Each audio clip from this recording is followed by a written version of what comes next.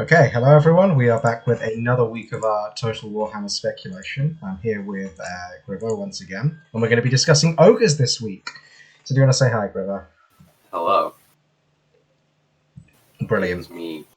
So, we've been through Kislev. We are now going to the Ogre Kingdoms. We're going to be discussing what we think the Ogre Kingdoms are going to play like, the legendary lords we think they'll be, obviously the two starting ones, and then we're going to be going over the different units and what we think they'll be like in multiplayer. So very exciting.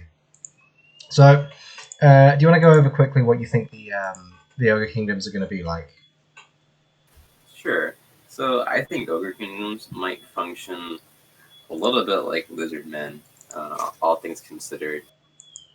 I think they'll have some really strong monstrous infantry, and then some really strong single entities and big chunky boys. Hmm. But then I also think because also if you look at it, I think Lead Belchers might be kind of like a unit of mini laser dinos almost, if that makes sense. Mm-hmm. Kind of like how there's Big Papa, Shaggoth, and then there's Dragon Ogres, if that makes sense. Kind of like that. Mm-hmm. I think I would agree. I think the Ogre Kingdoms is going to be a very unique sort of rush faction style play. They do have artillery and they do have ranged units, but I think primarily their strength on tabletop was always their charge and their monsters as well were extremely strong. Yeah, I think they'll definitely have they should anyways have tons of charge bonuses as well. So they'll be very much a shock action. Yeah, and that's what I was going to talk about first, really. How do we think they're going to handle the ogre charge? Because on tabletop, on tabletop things got a charge bonus, but Ogre Kingdoms had a more unique charge bonus. They had a much more powerful charge than every other faction, and I'm wondering how they're going to implement that. Part of me hopes that they make the ogres count as infantry size for the purpose of charge defense, because I think it'd be really, upsetting if the whole faction is just countered by a staunch line of spears, so they can't actually get charges into anything because it's too because they just can't get anywhere. Yeah, that would be a bit unfortunate. I feel like they have to do that, or some kind of small impact damage when they do charge, even if it's braced. Yeah, I would generally agree that it should be quite elite halberds that are required to stop the ogre charge. Because if it's stopped by, say, Empire State troops with spears, and they just can't get past that, I think it's going to be a very difficult faction to play. Going by Bob's, I think they're going to do is it'll just be like all of the Horn of the Ancestors for Dawi, so you always have to activate it before they charge for every unit. Yeah, that that would be it'd be interesting, I suppose. They could have so yeah, I really hope Ogre Charge is a really impactful sort of thing they have. I think they should just be very good at pushing down low to mid tier infantry, and you should have to commit some quite good infantry to really prevent that initial charge they're going to be doing. Yeah, it's going to be interesting. I'm a little dubious of how they're going to implement that. I guess we'll see, right? Yeah, yeah. So do you want to go on to the first legendary lord they have, which would be, I think, the faction leader? I think we've been doing this under the assumption that CA is going to do this in groups of two, so there'll be a combat lord and a caster lord. Do you want to go over the sort of combat lord, faction leader lord? Yeah, I'll talk over that. So I think I talked about in our first video. I think Greasus is going to be there's no way he's going to be in. He's the overlord of all the ogres. He's the most fat of all ogre boys and the richest of all ogre boys. Yeah, he is the Karl Franz of the ogres. Yeah, and he even has a crown that makes him almost as smart as a person. So he's a super genius amongst ogres. Yeah. Yeah, I remember in lore wasn't his big contribution that he sort of figured out money for the ogres, and that made life a lot easier for them. Yeah, and he's born aloft on a throne of Noblars continuously.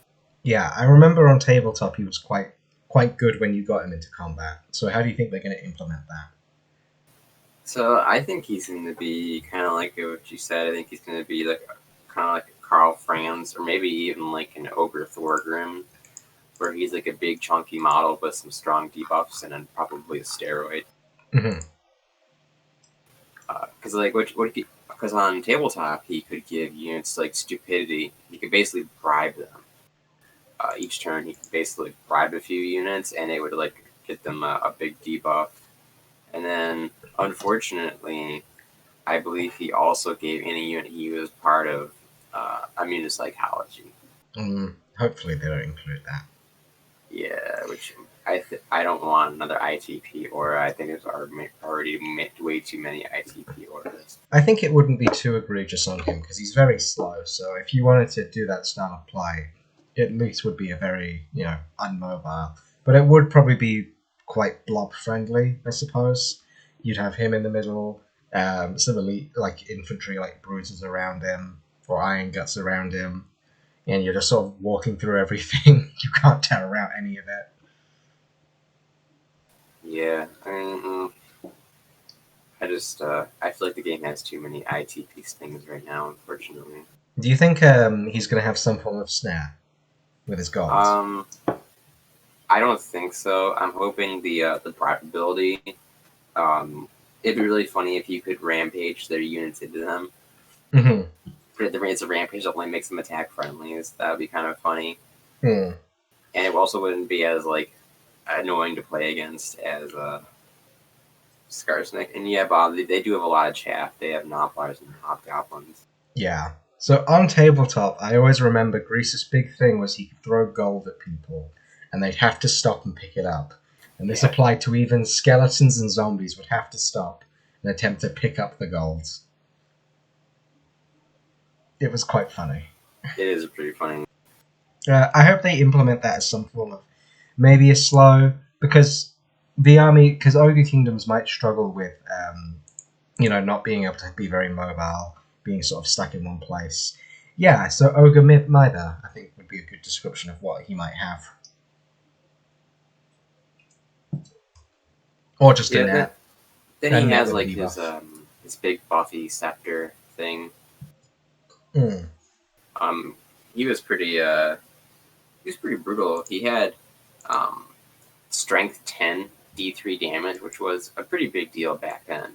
Mm-hmm. Like nowadays, I don't know if anybody here plays tabletop, but like D3 damage is like dime a dozen. Like you get a Space Marine with the Thunder Hammer, he's gonna have like 8 strength, D3 damage. Well, D2 now they're getting nerfed, but like back then that was kind of a big deal, and it's just interesting to see the big power of people in tabletop. But that's probably for a different video.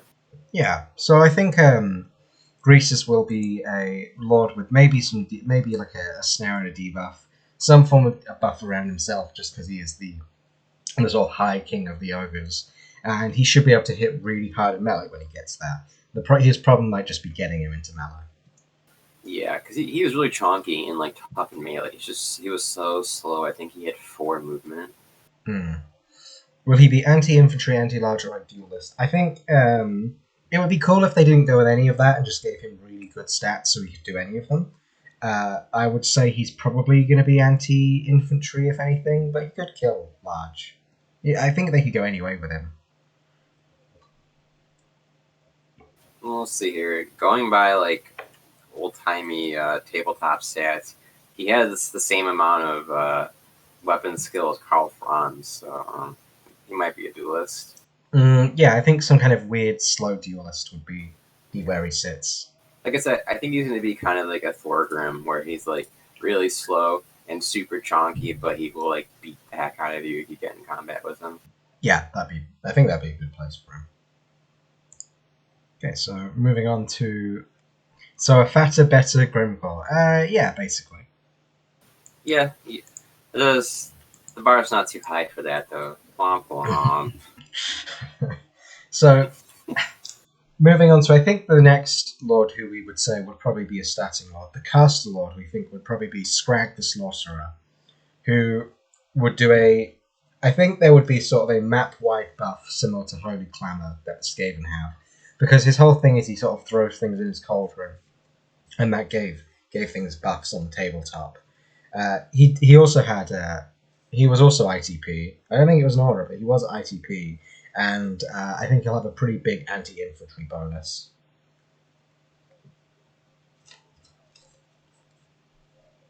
Yeah, I think so.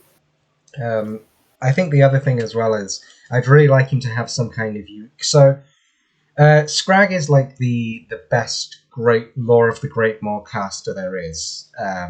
He was really good at it on tabletop, and he was also like a really good combatant. Like he was a very strong caster melee hybrid, despite being the main caster lord. So I'd like to see if he has some kind of buff in which he gains winds of magic from being in combat, or the more things he kills, the more winds of magic he gets. Yeah, see, I like the cauldron effect, which I think would be kind of fun. Is if he got like an 8-weight aura, the longer he was like in combat, kind of like a reverse and good Helibron. Kind of like longer she's in combat, like she gets like the Rage of Cain. It'd be cool if instead of the longer he was in combat, he got like an aura that buffed everything around him. Yeah, or an aura like a frenzy aura, so he's just giving everything frenzy, and it gets better and better the longer he's in combat. So he's sort of this weird like frenzy black coach sort of thing. That's also casting spells. Yeah, that'd be good. I think that'd be a pretty good place for him. So we'll get more onto the lore of the Great Maw later, but Scrag is we think will be the caster lord. Very good combatant as well. He was quite scary in the tabletop, and I guess in general he is quite a scary ogre because he has like hooks for hands and just carries this giant pot around with him. Yeah, he has stump blades where hands would be. Yeah, he's a he's a bit of a weird one. Also fairly fast for Yeah. ogre. Do you think we'll see fast for an ogre, like fast for a dwarf, but fast for an ogre? We might. Okay, so when we get into the Lord of the Great Maw, we'll learn a bit more about what he does. But we'll move on again to Golgfag Maneater, who I think is most likely a DLC candidate. I don't think he's a launch lord. Yeah, you don't think so? No, I think if they go with the format of a melee lord and a caster lord, so we only get 2 legendary lords at launch, I imagine that Golgfag may be the first DLC, and he'll come with man-eaters, maybe. Okay. Oh, do you want to tell us about him, though? Because I think he was one you did. Yeah, so like Golgfang is like Maneater is like kind of like the super eclectic big mercenary lord. He's like traveled the world, like done it, seen it, like ate it kind of deal. Mm-hmm. His gimmick is that he's been like the Alt One. He's even been like Skaven Blade, and like stole a bunch of like Bugmen and stuff. He's just kind of like the super like well traveled mercenary lord. Yeah. One thing I'm kind of interested though is like on tabletop he had a mechanic where he would randomly generate like how many magic items he could take. I'm not really sure how you would bring that into Total War, because that could be like either really cool or just really awful. Yeah, because it would be quite bad if you have to pay for all the magic items he could have, and then he shows up with, say, like 1 or 2 of them. I think that would be fairly disappointing. Yeah, exactly. So that's kind of be a weird thing. But yeah, like also his he had like a unit of like man eaters with him that were kind of like special. I don't think this is really going to work in tabletop or in Total War though, because like allied detachments aren't really quite a thing in Total War. But basically, he could be a mercenary and work with people, if I remember correctly. Kind of like how like Dogs of War could. I think those man-eaters will be an ROR in the same way that Grimgors, like the Crimson Killers, are his ROR. Well, his ROR isn't in. They're the Immortals are actually. Oh yeah. Yeah, because there's for some reason there's no shielded variant of Black Orcs. Or Quick Storm Vermin aren't in the game, even though he always used to run around with them. I don't think he did on tabletop, but they don't really do allied units very well. So yeah, I think if like maybe they just gave him a very eclectic selection of items he could pick from, but he couldn't take all of them, I think that might be good. Kind of Mhm. like give him like maybe a selection of like certain like themes or specs he wants to do, but he can't take them all to account for the fact that like he has like those magic items and things. That'd be very cool. Yeah, I would agree with that idea that you can kit him out in several ways. Or maybe there's just several variants of him, so there would be like a handgun version of him or like a melee version of him. You obviously couldn't take both at once.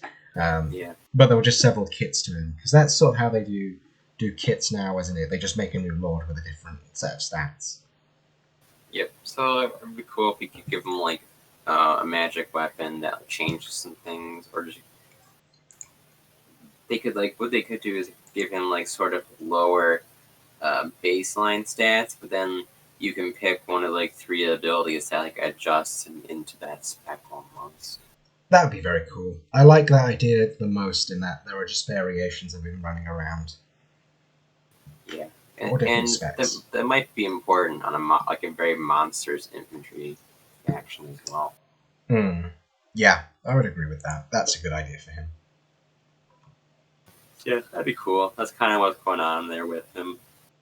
Okay, so I'll move on to the last one then, I think, which is Bragg the Gutsman. And I always remember him from Tabletop because someone told me he's not very good. He's too expensive for what he was. Hopefully they'll fix that in Total Warhammer. But Bragg the Gutsman is, I think, the Duelist Lord. I imagine he'd also be a DLC. He's kind of fills the assassin role of the Ogre Kingdom's roster. He was really good in a 1v1 fight. He had a sort of hook blade thing, which I think might work as some form of snare, just to try and get him into the duels. So he would be like a monstrous infantry Grimgore more than anyone else. Mm-hmm. I think he was a great weapon infantry in a way, so he'll have this sort of anti-infantry bonus. I think excellent duelist. I think he'll be like a really big Snicketch in some way that doesn't hide.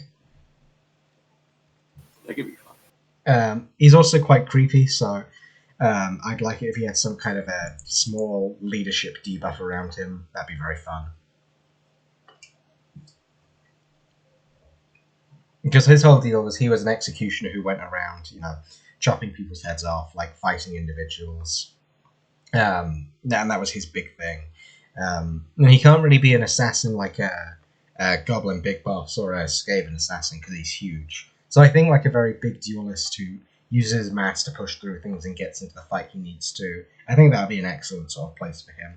But I do think he's a DLC lord at some point. Maybe a free LC. He has sort of free LC written all over him. Oh no, you know what I just realized? Yeah. So you know how in old tabletop there was the dueling mechanic, right? And that's kind of where he really shined. Mm-hmm. What if they give him Three Kingdoms dueling? Oh. Well, then they'd have to give Wolfric Three Kingdoms dueling. Right. It's a bit of a joke, but could you just imagine that you're That'd be. I mean, Rampages can have Three Kingdoms dueling. No one likes that. I mean, I don't.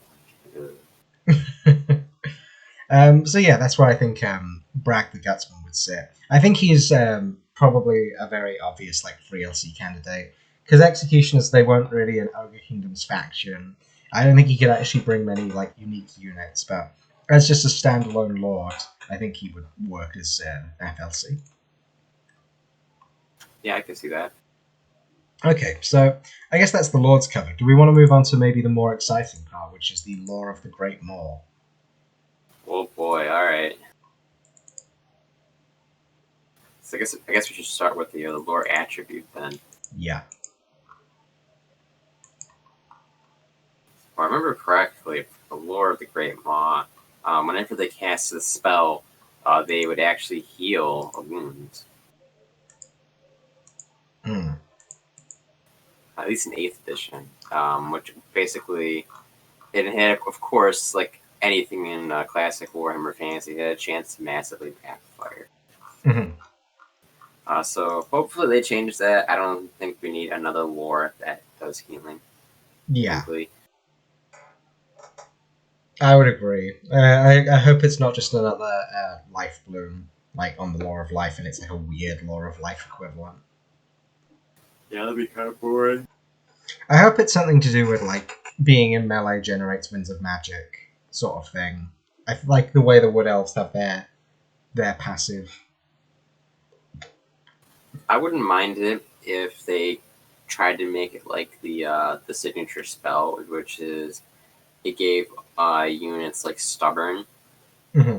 So I feel like that might be like something to help like ogres deal with the fact that their lead belchers are going to be kind of pounded down by ranged weapons. I think would be really good for that. Yeah, so something like what the Law of Life has, but maybe a flat leadership buff every time a spell is cast. Yeah, or like maybe like a shield of Sapphire kind of deal where it gives them some damage resistance. That'd be nice. Yeah, I could definitely see that. Do you want to go into what the spells will be, or what you think the spells will be? Yeah, so the basic spell, the signature spell, usually in back in the days, you'd always get your signature spell, and then you'd get your other spells. So that's what I feel like making the signature spell, the lore would be better. Mm-hmm. So let's see. So the first spell they had was a magic missile, which I think is pretty reasonable to see. I think we'll definitely. I think so many lores have magic missiles that we could see it, but not many of them are very good. I hope it's good because I want to see more offensive spells that aren't Spirit Leech. Mm-hmm. Do you think it'll be like Fireball then? Yeah, it might be like Fireball. I kind of hope it's like a good Gaze of Nagash. I mean, like Gaze of Nagash isn't bad by any means. It's actually pretty good if you use it right. Problem is, it's just overshadowed by Nahak. Yeah, and summons. Yeah, because basically it'd be I think it'd be more like Nahak because they do a number of hits, and Nahak shoots a bunch of projectiles. I think that might be like closer to it. Kind of like how, that's always kind of the problem with the multi projectiles is they have a big chance of whiffing compared to Fireball, which can be annoying. Mm-hmm. Kind of like how I look at like Shem's Burning Gaze with like Hands of the Gods, where if you juke it right, not all the projectiles will connect. Mm-hmm. So that can definitely be kind of problematic for it. Yeah, I definitely think there is a trend towards things like Fireball are good because it's just one projectile, and that can always hit. But with the Shem's Burning Gaze, you can like dodge one or two, so it's got much more like variant in damage. Maybe like a Soul Quench sort of thing, because Soul Quench it seems very balanced. Yeah, I don't mind Soul Quench. Well, actually, I do mind Soul Quench. I'm playing the worst, but. Dwarfs dislike everything. The trend continues. Yeah. Alright, so moving on, I think they'll also have an ability similar to the Blood Creed but with Minotaurs for a buff. Because one of them was supposed to give a unit extra strength, and it's a big AoE buff.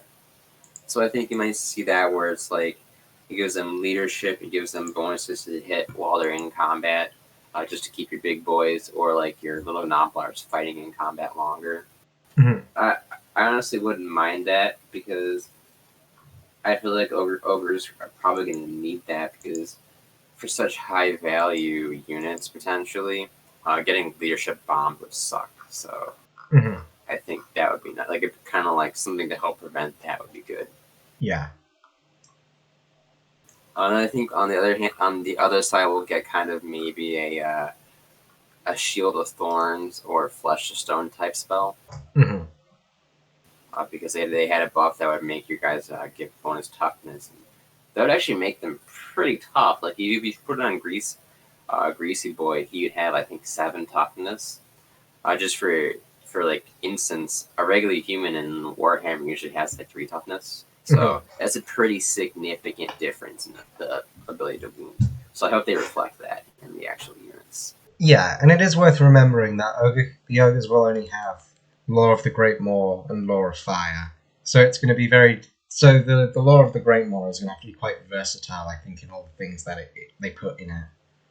Yeah, either versatile or like really needle into something powerful. Yeah, so sort of like probably not Law of Vampires level, but that level of like versatility. Yeah. Hmm. So then I think there should also be a very strong debuff to go along with it, Hmm. because they could panic units by casting spells on them on tabletop. So Hmm. that'd be kind of interesting if you could cast a spell that would terror route units. Hmm. That'd be an interesting way to do it. I'm not quite sure how you do it. Maybe just like an aura that anything's in it gets afflicted by terror. That could be kind of interesting. Yeah, so kind of like an aspect of the Dread Knight thing with Yeah, a debuff attached. yeah. So that could be interesting. That'd be good. It also gave units regeneration, but I should really note here that on tabletop regeneration did not heal wounds. It was a type of invulnerability save. So hopefully they just don't have a spell that gives you like massive healing. That would be. I guess I wouldn't be entirely opposed to it if it's a single target or like almost a regrowth, because again they're going to have very expensive models in a lot of units, so making sure they get healed or maintained would be kind of important. Yeah, I hope it's not like Star of Overlorn or something stupid like that where Yeah. it's just an AoE heal. It's like, oh great, well I can't be in that combat for a while. Everything's going to heal. Yeah, I think something like that would be really abusive. So I would agree that I hope it's like a single target regrowth. Or maybe it's kind of like in the hack where it's a single target, then if you overcast it, it's like an AoE, but you Yeah, might hurt your caster. I'd be kind of fine with that. yeah, that'd be good too. Just so long as it's not like a essentially Earthblood equivalent, that's better. Like more. Yeah, I think we just want to avoid like another Star of Avalon Star thing existing. Yeah. Then the final one, probably going to be a vortex. Hmm. Every lore needs some kind of AoE effect. Mm-hmm. Um, we might see it. I don't know. I'm kind of disappointed with vortexes usually. I feel Yeah, like they're kind of in a weird spot in multiplayer because they're so good in campaign. You can't afford to cut their costs. Even though I feel like there should just be a multiplayer version that is cheaper. Hmm. Like they're so expensive. Look at like Purple Sun. It is so much Winds of Magic for potentially a big whiff. Yeah. I think I remember in tabletop one of their spells was like they would just open the ground up and things would fall into it. And I think Yeah. like maybe some kind of like really good scorch style effect would be their signature spell, but like it's a much more damaging version. So maybe like the highest damage version of a Scab Scrape style thing would be fun. That'd be nice. Or like maybe just a big AoE that does like dot damage, so like you can still get kind of value out of it. Yeah, so it's like a big AoE with a slow maybe. Yeah, so that would be nice. That could be fun. So hopefully Lore of the Great Moor is very versatile. Do you want to talk about the caster it might be on as well? Yeah, so they're kind of like they're like basically like baby slaughterers.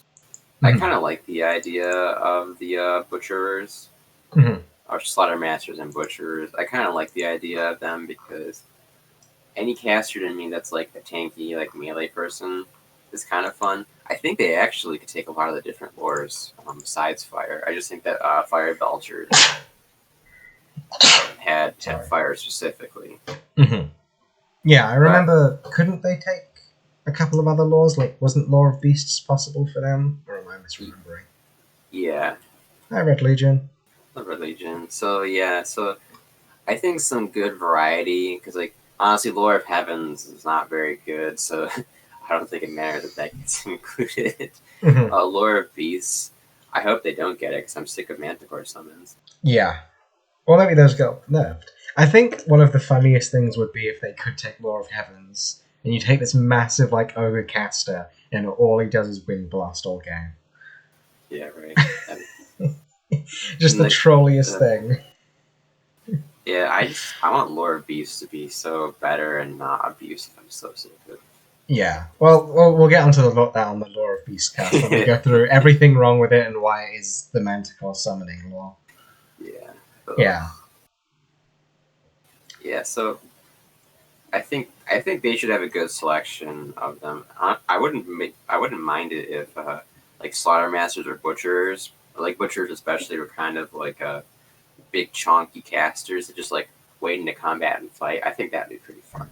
Yeah, I think they should definitely be because I remember in tabletop, Slaughter Masters were one of the They were definitely one of the best lord choices for ogres, because you had your caster and a good melee combatant for fairly cheap. With decent leadership, if I recall correctly, too. Yeah. So that'd be fun. Yeah. And then you can also take a butcher who is essentially the hero version. I imagine it would be the standard differentiation now seems to be the hero version. The Lord version gets Arcane Conduit. The hero version doesn't.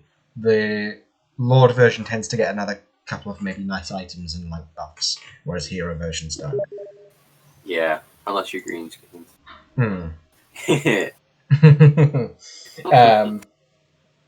So moving on, I guess we'll talk about generic lords. The generic lord was the tyrant. People liked it on tabletop, but generally there is this trend of, in Total Warhammer, legendary lords are preferred because they have unique things nothing else can bring. Whereas on tabletop, generic lords were preferred because you could kit most of them out in such a way to get something more cost efficient and sometimes better than a legendary lord. Yes. So I think the tyrant will just be the generic combat lord. He will be cheap. Maybe ogres will benefit from that. But apart from that, he'll just be a very good melee combatant. Probably, I guess if Greasus is very slow and the tyrant has a mount, there may be a use for him in that he might be the only mounted lord you can take. Yeah, I can see that. I really hope they bring in the big names mechanic. In tabletop, you could basically buy like titles, kind of like like Dark Elves have Dark Names of Power. You could do that for your ogres, so you could get like more toughness, or you could get like impact damage, or like reroll fear tests for nearby characters. Yeah. So I think that would be a cool way to make the generic lords more viable. Is you can, because that was the thing in generic lords, you could pick that kind of thing for them. So I think having that sort of deal for generic lords on the roster would be fun. Yeah, so maybe there'd be like 2 versions of or 3 versions of a tyrant with different like big names, so you can get like different versions of a tyrant. That could be fun. Yeah, exactly.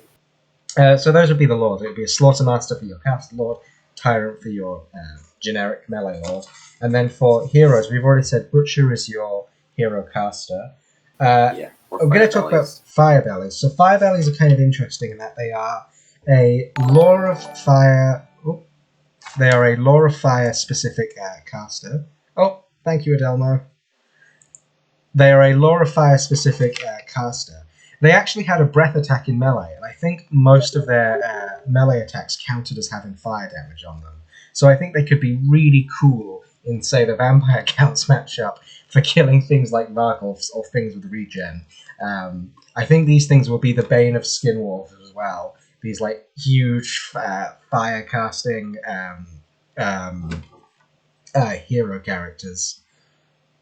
Yeah, big chunky boys. I hope that they actually do have I hope that their attacks either count as flaming and their animation is they're breathing fire and everything. So maybe they have like a short range attack, like a Medusa Shrine. That could be nice, yeah. Or they have a bound breath, so they kind of function like a Throg or a River Troll hack, where they get 3 charges of like a breath they throw up on things. I could dig it. I kind of prefer the idea of like all of the melee attacks being a breath, but either way it's fine. And these would be Law of Fire casters. I think they should probably have some buffs to the Law of Fire, considering that these guys' whole life is they are on fire all the time. Yes. I think as in the lore, to become a fire belly, they have to like jump in lava for a bit and come out, or like they have to eat lava or something silly like that.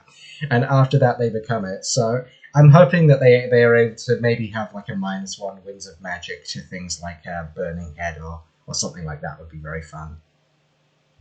Yeah. Just I love Yieldy Burning Head. The bane of Tomb Kings everywhere. Tomb King's gonna give you more pains. Don't be like that. And then the final hero, I think, would be a hunter. And hunters were interesting because on tabletop they had a lot of special rules about they couldn't be in units, they had to be on their own, they could be in like packs of animals, but that was it. They could never really be with the main ogre force. I'd really like to see these guys as anti-large AP specialist with like a crossbow of some sort. Or maybe like in Orion where they chuck spears at people. Yeah, that'd be very cool too. And I think they'll have some form of like hunter snare. Like maybe not Marcus level and it'll be a single target snare, but something like that would be very good for them to have. I guess they're pretty strong combatants, so that would be nice. Yeah, and I think they should definitely be one of your ways to deal with like monstrous single entities. Should be these guys. On tabletop, they had some really cool abilities too. So they could take a Mournfang mount, which would be excellent. We'll get to Mournfangs later. And they also had a Blood Vulture, which is a bit which was essentially they had a bird they could sort of throw out as a ranged attack, and it was quite useful. So I was thinking it would either be an ability, so maybe like a debuff they could put on someone every so often, or like I'm trying to think of like a Lord of Dragons style thing, but very different, or a 360-degree moving while shooting ranged attack. That could be interesting. I think either way would be fine. Maybe they could like confer blinded on things to represent there's like a bird in their face or something like that. But I would really enjoy if they did include the Blood Vulture, because I think it was like one of the cooler things about this unit. Yeah, I can take it. So I think the best way to describe them would be they're like a more useful Gorbel. Poor girl. Poor bull. They'd also probably have some mass, unlike Gorbel. Good night, sweet prince. So he wouldn't be getting launched away from the things he needs to kill. Yeah. Womp womp. Poor Gorbel. So I put a picture as well on the stream as well, just so people can get an idea of what they look like. They're very cool looking characters. They are like peak Shrek, I imagine. Like loners, don't like anyone. Very good at hunting things down. Okay, so those would be the heroes. Do we want to go on to the infantry? Yeah, we can. Brilliant. All the infantry. So the infantry, I think, is going to be pretty spiky, potentially, depending on how they do it. Mm-hmm. Given you have, like, the Ogre. So I guess, like, for some explanation here, there's not too much in between in terms of the Ogre roster when it comes to core units. Like, they have their Ogres, and then they have their Noblars. So, like, it's kind of like, imagine going from, God, what is even the equivalent? Like, imagine having only Croxagores, and then only Skaven slaves. Yeah. in terms of, like, infantry power. Yeah, that's a really good way of describing it. You only have Croxagores and zombies, say. Or you only have Croxagores and Skaven slaves. Yeah, that's a great way of describing it. There is no in between. Yeah, so hopefully they use maybe some hobgoblins to pad it out a little bit. I wouldn't be opposed to that. So, do you want to go over like the basic ogre, which is the most iconic thing about the army? Yeah, so like the ogres were pretty chonky. They were how do I put this? They're more tanky than a space marine in terms of wounds and stuff. So they had like 4 strength, 4 toughness, and 3 wounds. And back in that day, like 3 wounds was like pretty significant. Like I guess for tabletop people, they're more tanky than Terminators, like wound wise, and have the same toughness. They didn't have as much armor, but they only have light armor. But just the fact they had so many wounds meant they could soak a ton of damage and not die. Yeah. So I think, and then like their big thing again was they had their really high charge. So they were expensive, but they had a lot of wounds. They had pretty good movement, and they had a lot of attacks. Is kind of the other thing was. So even though you had smaller unit size, you made up for it by having tons of attacks on your basic units. Yeah, I imagine these having a hefty anti-infantry bonus, massive charge bonus, and I imagine these should be able to just plow through, pretty much everything up to elite infantry. Yeah, and then especially if you have like the Iron Guts, which are kind of like the armored version. Like they're like the armored version of Chaos Trolls or Skin Wolves, where they had much heavier armor but same amount of hit points. Hmm. So I think they could be potentially really deadly if you don't respect them. Yeah, I would definitely say Iron Guts should be able to, you know, make should be able to beat Black Orcs. I'd imagine, like if they get the Yeah, charge on them, as yeah. like an example. I think Noblars, like we're kind of like joking about them, but I think Noblars could actually be kind of pretty deadly in the roster. Hmm. Do you want to go over Noblars then? Yeah, so Noblars, their big thing is that they are just slightly stronger than Skaven slaves. Mm-hmm. they like they are like half of a point stronger than the Skaven slaves, if I remember correctly. So, Mm-hmm. but Skaven slaves are a great unit, so that's not a bad thing. Mm-hmm. The big thing though is they had throwing weapons and traps and stuff. Yeah, they could take a hunter version, couldn't they? Yes, yes, they could. And how do we think the so Noblars are just there to be bodies? Yes, but Hmm. I think that the Noblar hunters might actually provide a pretty good amount of durability or utility to the roster. Yeah, definitely. Do you think Noblar hunters could act like maybe nasty skulkers to it in a way? They have like I some think kind so. of Yeah. to stop things cyclocharging to death. They could have some kind of fun. Um, to say fun, they could have some kind of useful slow ability to help your ogres get into position with the counter charge. Yeah, because in tabletop they made charging them really difficult. Hmm. So I could definitely I could see kind of like a nasty sculptor sort of deal. If that'd be good. Yeah, I think that'd be great. Yeah, that'd be great. Then for infantry, do you want to go over the man eaters, who were the other ogre infantry, and I think have to be handled in a very interesting way on the tabletop Oh on the boy, yeah, I can game? talk about man eaters. Yeah. Yeah. All right, so man eaters are honestly I kind of really like them idea. Man eaters are the very eclectic mercenary ogres. In order to represent that, when you picked them, you could choose what special rules they had. So you could give them like Vanguard, you could give them like Poison, you could give them ITP, you could give them Strider, you could give them like higher leadership and stuff like that. You could give them sniper as well. Yeah, yeah, you could if you wanted to. So I think those would be a pretty fun unit if they're done correctly. We might see variants. I think variants would probably be the easiest way to do it. Mm. Where you have like I don't know, like the poison variant and like the ITP variant, and the Vanguard variant. I think that would be like the best way to do it, probably. I think one of my favourite things about man eaters was so they're ogre mercenaries who travel the world and they just pick up things from the cultures they're in. So I think on screen now there's like an Empire version, but you could also have like a dwarf version or like a Skaven version, and all these sorts of things are like ogres dressed as the cultures they're from. And it would be very cool if we got all these different versions of ogres. So there was like an Empire ogre, and that was the one with like a handgun and sniper and things like that. And then we got like a Bretonian one, and that was the one with like super high charge bonus. And the Skaven one is the one with the Vanguard deployment. I think that would be really, and the Lizardmen one is the one with the poison. I think that'd be hilarious. Yeah, that would be pretty funny. I'd like that a lot. Yeah. I think that would like really fit the flavor of like what man eaters are meant to be.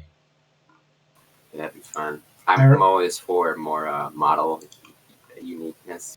I remember seeing a while ago there was a vampire count's ogre, and it wasn't like a vampire ogre, but it was just like an ogre with like the big black cape and the waistcoat and things like that. I thought, oh, that would be fun.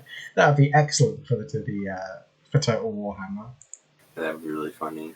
So man eaters can kind of be anything, and I have a feeling that to do them justice, there'll be the DLC with a Golgfag, and we'll get all these nice variants off them.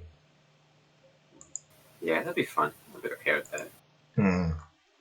Very excited to see those though one day. I just hope we get all the variants we're going to need to represent them.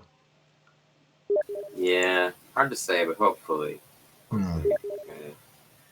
Let's see. So I think that kind of just does it for the infantry corps. I think we'll need to Yeah. see some more fleshed out things in time, but that's kind of the basic of it. Yeah, so we'll move on to monsters, which is the bit I was making notes on. And the first one is Saber-Tusk packs. These are pretty big. I think they should behave like high-off war lions, but be cheaper.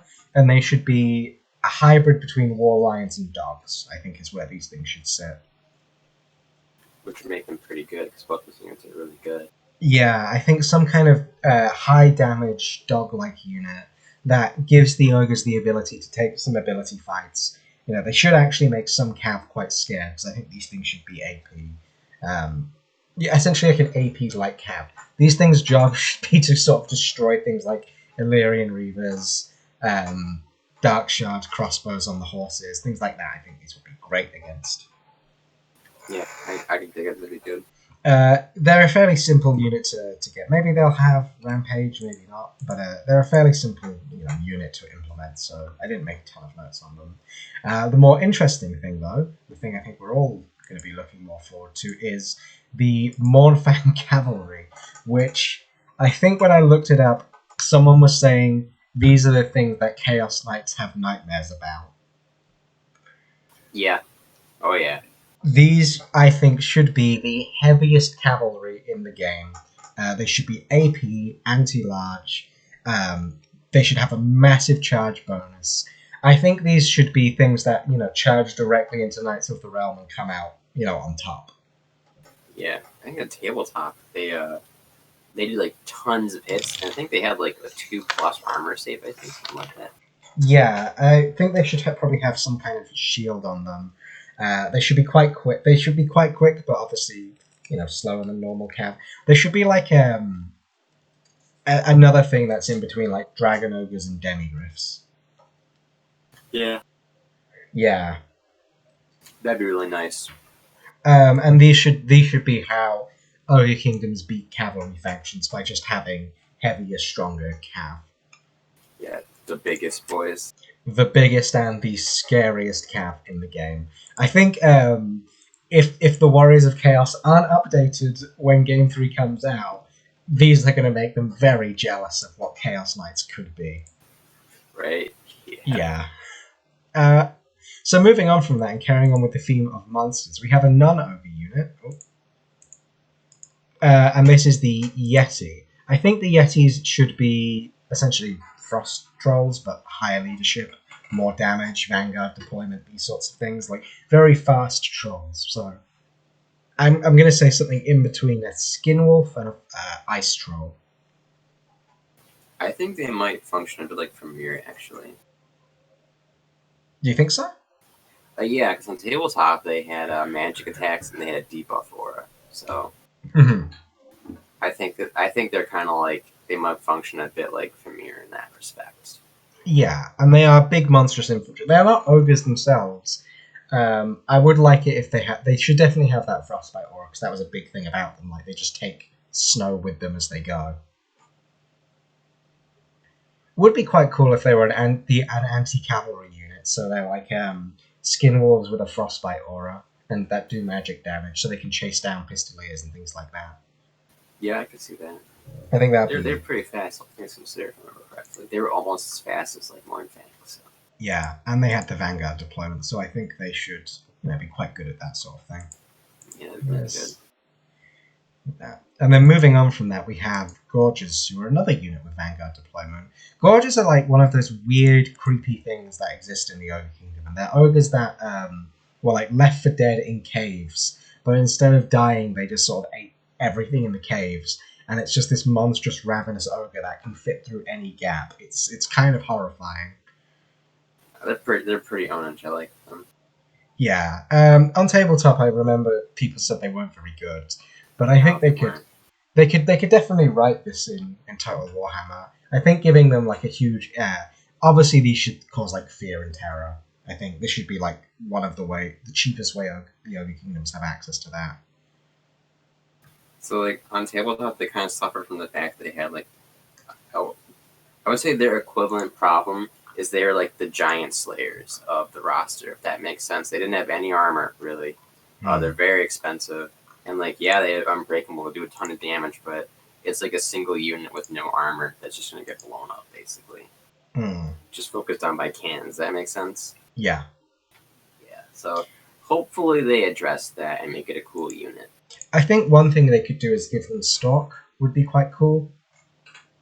Yeah, or give them like Vanguard, or maybe like even like a tunneling thing where they can like. See, what I really want to see is tactical reserves, like outside of the meme, like a way to like tactically reserve some units, kind of like how on tabletop you can deploy them in the game as it goes. I think that would be cool. That would be great. I think until they can figure that out, just like Vanguard and Stalk would be excellent to put on them, just because that's what their job was meant to be. And that would help mitigate the low armor values of them and let them get into combat. So that would be the sort of light monsters, because they do have heavier monsters, which picture one on the screen now. The Stonehorn. And the Stonehorn was absolutely terrifying. The idea of the Stonehorn is the front of its face is a shield, so I think this thing needs to have a silver shield, like a 55% block chance. If I'd say gold, but what's his name? Gorok doesn't get a gold shield, so I don't think anyone should have a gold shield if he doesn't. But these should be very tanky head-on monsters that do AP. They're big. They have a massive charge bonus. They rampage. Yeah, I think actually, there are gold shield, and goblins get them, of course. Goblins. Yeah. So on tabletop, they had a rule called Earth-Shattering Charge, and I think this should probably add some kind of discourage on the charge, because these things charging was meant to be like the mountains themselves are like moving onto you, like it's an earthquake almost. Which is pretty cool. Yeah. So I think big armor, silver shield, maybe some kind of physical resist, though I don't really like resistance stacking on things. What would I like to see for it? I'd like to see, again, I think more impact. Actually, I don't know if I want to open that can of worms, because like charging attacks are already so wonky for braces anyway. I don't know if we should mess with that. This is very much the I smell dwarf main.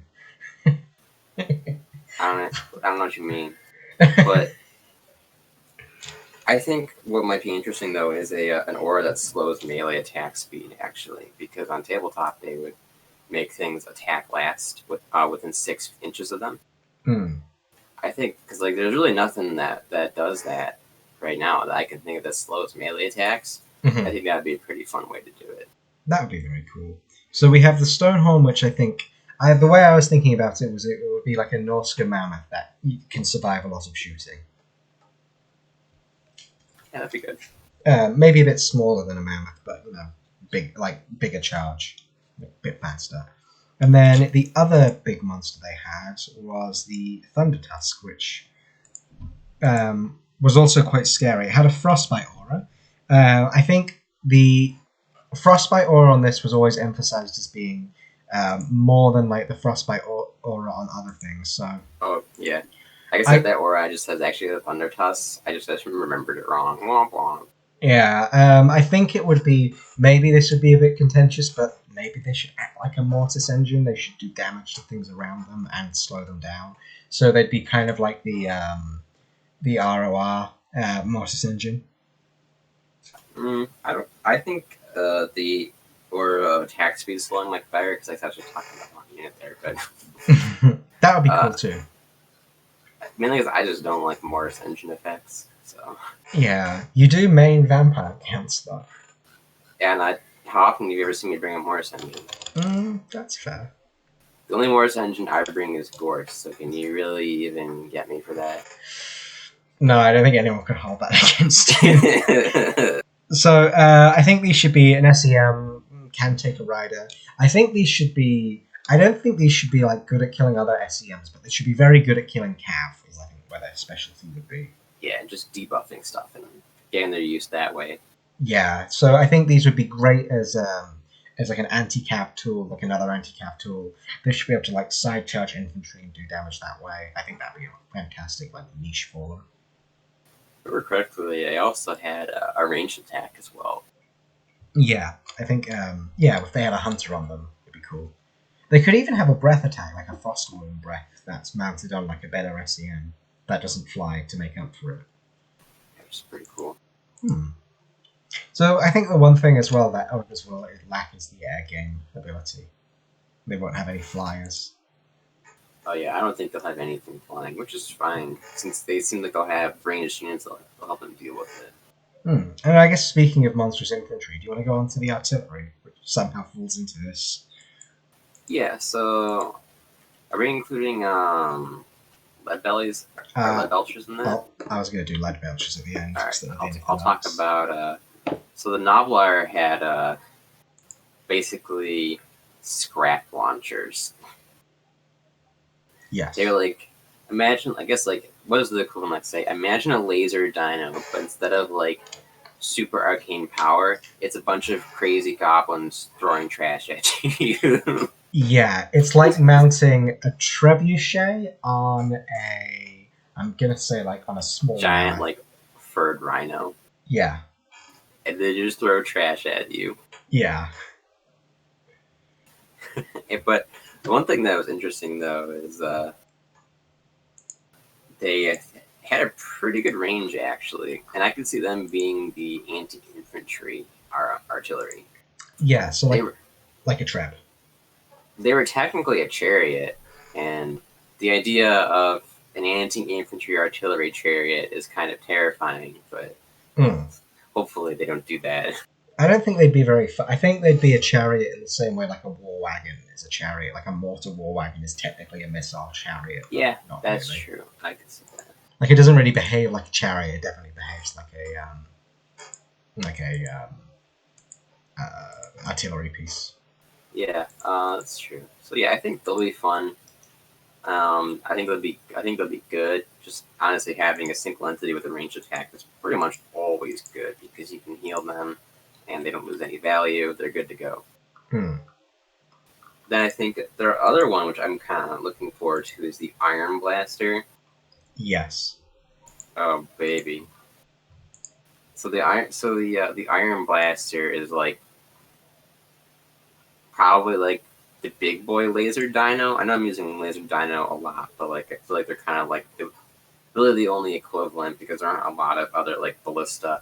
Actually, maybe they're more like a Stegodon, I guess I would say. But that'd be a good. Yeah, Stegodon's a good, like a Stegodon with a bolt thrower instead of what it has.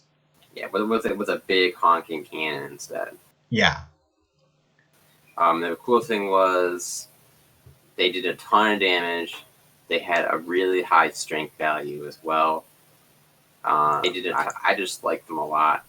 I think they're pretty cool. They had pretty good armor save, and it would shoot grape shots similar to Necrofex's. So yeah. And we all know how powerful the Necrofex grape shot is. Yeah, but this would be on a slightly different thing where I think it would have to be quite expensive considering like the amount of utility it has as both a single entity that can do a lot of like anti-infantry damage and an artillery piece. I think we might see it kind of similar to how much Necrofex costs, probably like $2,000. Yeah, like a Necrofex Stegodon hybrid would be fine. Yeah, I think Stegos are also the same price range. I think they're like what, like 1,900, I think. Yeah, around that. The good ones are. Yeah, around that. That'd be very cool. Yeah, so that'd be pretty good. I'd be okay with that. I think that's it for the artillery, though. Just the monstrous artillery. Yeah, and we're on to our last unit, which is the Lead Belcher, which I think is my favorite looking unit in the. Well, get rid of the pick. Nope. They're the most iconic, I would say. Yeah. Where is it? Nope. There we go. So this is like probably my favorite Ogre Kingdom art because it's the guy with the cannon handgun, which with his like silly cigarette. I think it looks great, like massive Cuban cigarette.